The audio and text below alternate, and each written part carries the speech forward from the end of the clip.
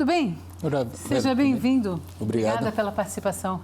É sempre muito interessante nesse início do ano a gente conversar sobre o imposto de renda da pessoa física e, gente, não tem muito como fugir. Você sabe que é importante mesmo, né? Para a pessoa física também desenvolver, porque nos assegura diversas situações, sabe? Vale super a pena. Agora, no dia 15 de março, a Receita Federal abriu o período para a declaração, né, do imposto de renda da pessoa física. E sempre surgem muitas dúvidas. Uma delas é sobre a questão do empreendedor, que se deve também declarar o imposto de renda da pessoa física. Para explicar sobre este tema e as alterações que nós temos neste ano, a gente recebe o contador Luiz Fernando Rodrigues. Olá, Vera. Tudo bem? Tudo bem. Muito tempo na área? Bastante tempo, Vera. Já mais de 15 anos atuando em contabilidade, imposto de renda da pessoa física e apoiando o contribuinte para essa época do ano em que uma obrigação, e é uma obrigação, ela não é só importante, é necessária, né, já que é uma condição impositiva, o governo nos determina a fazer a declaração e pagar, e nós fazemos, né, como cidadãos. E hoje em dia tudo eletrônico, sim. Hoje em dia tudo sincronizado. Perfeito. Tem aí mais que você tem que fazer para ficar tranquilo. Sim, esse é um ponto, quem sabe o ponto mais relevante de alteração desse ano do imposto de renda da pessoa física, a tecnologia que a Receita Federal vem empregando para auxiliar o contribuinte, mas também para arrecadar mais, né? Para conseguir fiscalizar, para conseguir determinar quanto que cada um deve pagar e não deixar nada passar. A ideia é que menos contribuintes caiam na malha fina, por conta do suporte tecnológico que a Receita vai dar ao contribuinte, mas também que aumente consideravelmente a arrecadação de impostos, Vera. Sim, acredito. Hoje, o que nós sabemos já de antemão para este ano é que ampliou o período, né? O tempo para fazer essa declaração? Perfeito. Esse ano a gente vai ter até o final de maio, né? Diferentemente dos outros anos que a gente tinha abril como o período fatal, o deadline para entrega da declaração de imposto de renda da pessoa física, esse ano o contribuinte vai ter até maio para ajustar as suas contas com o leão. Muito bem. E quem que tem que fazer essa declaração? Quem que está isento, quem que não está isento? Perfeito. No começo do quadro a gente começou falando do empreendedor, né, ou do empresário, a obrigatoriedade do empresário de fazer essa declaração.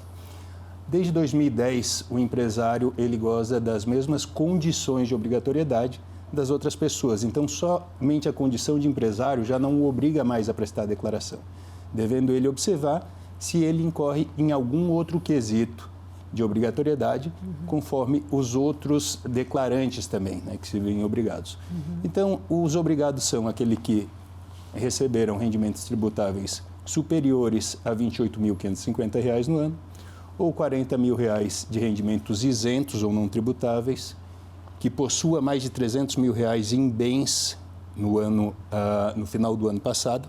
Então, quem possuía em bens imóveis, móveis mais de 300 mil, fica obrigado.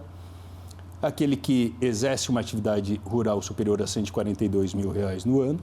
Quem realizou venda, na verdade, de bens de capital como imóveis e apurou ganho de capital, ou seja, teve ganho nessa venda de imóvel.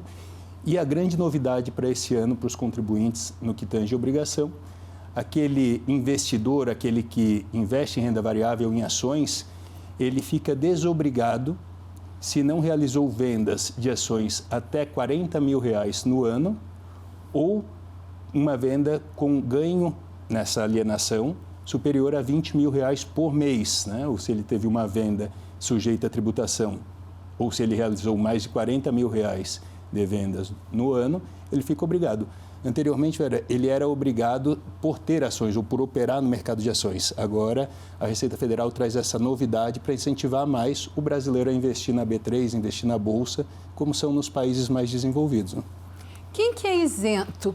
Porque existe uma área, pelo menos um segmento, que mesmo para isento tinha que fazer um tipo de declaração que era isento. Isso continua? Perfeito. Não, então, Vera, não é mais aplicável a declaração de isento. Antigamente, o empresário, por exemplo, se ele, ou antes de 2010, se o contribuinte não fosse obrigado à declaração, ele tinha que prestar uma declaração de isento. De isento. Isso não é mais necessário. E se ele não incorre na necessidade de declarar, tampouco ele precisa dizer que é isento. Está liberado. Isso mesmo. Muito bem. O que a gente precisa para essa declaração de imposto de renda? Bom, nós precisamos ter mais de 300 mil imóveis, nós precisamos ter um recebimento maior que 28 mil alguma coisa por ano.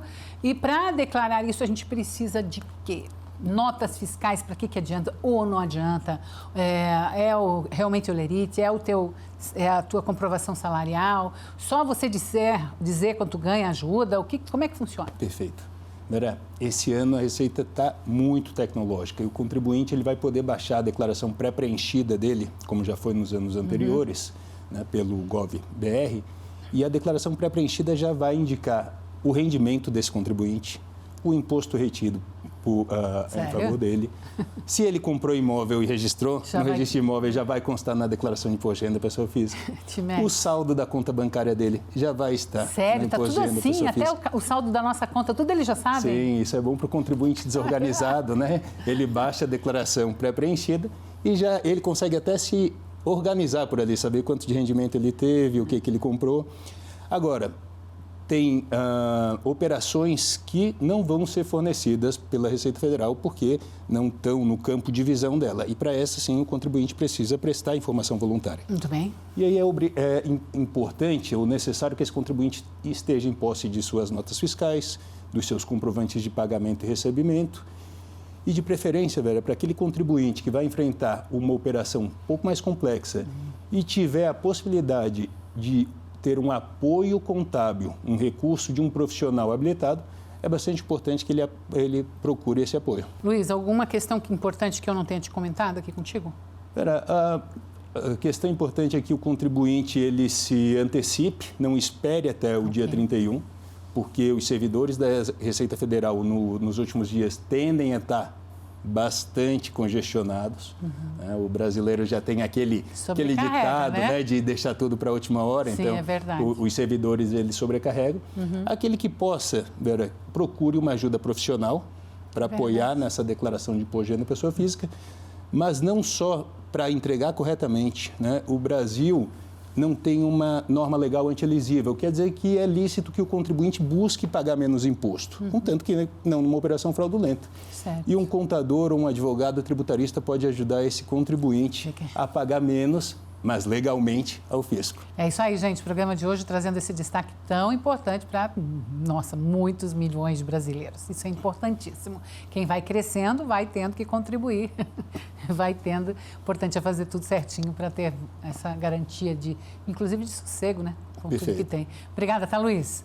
Obrigada pela participação. Eu que te agradeço por deixar trazer essa informação ao contribuinte. É sempre bom que a gente possa proliferar conhecimento para que a gente tenha um ambiente mais sadio. Então lá, gente, vamos aproveitar esses dias ainda aí, abril, ainda vai até maio, mas vamos garantir de fazer antes para não incorrer aí nessa questão ligada à correria que pode realmente, né? Um boom que pode dar ali no finalmente.